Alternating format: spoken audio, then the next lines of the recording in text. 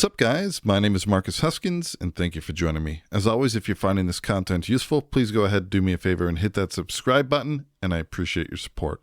All right, so in this video, just have a really quick video for you guys today. I wanted to take a moment to talk about two new key commands that were added in version 4.5. So if we head over to keyboard shortcuts and we type in layer, you'll notice that we have lots of different key commands that have that word in here. The ones that I want to look at specifically are activate next layer and activate previous layer. We've always had key commands to be able to add a layer or duplicate a layer, and those are something that I find to be pretty useful. But when I'm using layers, I really like having the ability to toggle to the previous and next layer without having to open the inspector and choose a track and, for example, choose the different layers from the drop-down menu here. We can choose different layers by clicking here, but again, for me, it's just all about having key commands to do things that I like to use. So let me give you an example of how I'm using this.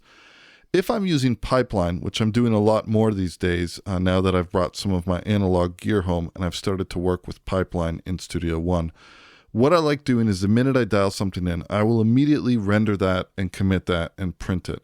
So the idea is I don't necessarily want to have to recall my hardware at all. I love working in the box and all the flexibility that it affords me.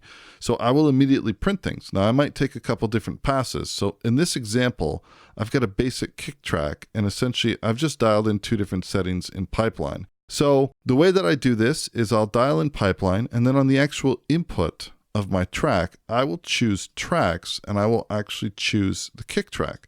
And this allows me to record the output. So I know a lot of people are saying, well, there's other options that you could do. You could, for example, right click and transform to rendered audio. And that's true.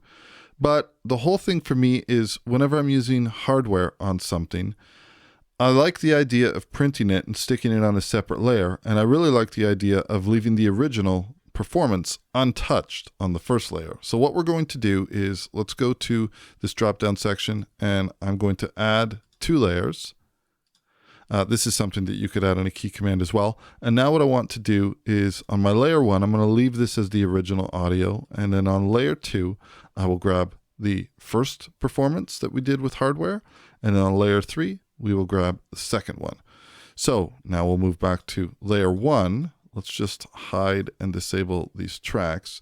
And now if I open up layer one, and we expand the envelopes, you'll see that we have these two different performances here. Now, the idea for me is that I don't want to be just swiping in to comp in a performance. I actually want to change the layer, which would be essentially the same as me coming here and choosing layer two. Now, we can do something similar here in terms of select layer content, but this does something completely different. So for example, if I was to select layer 2 content, then I'm still on layer 1, but I've just changed my content to layer 2. So that doesn't really work for me. I can't really wrap my head around that particular workflow. But what does work for me is being able to use a key command to, for example, go to the next layer, which is layer 2, layer 3, and to be able to toggle to go to the previous layer. So I can very quickly addition or adjust these. So for example, I can see that the level's close between these two, but for this one, maybe I would need to use some event gain to bring this down a little bit.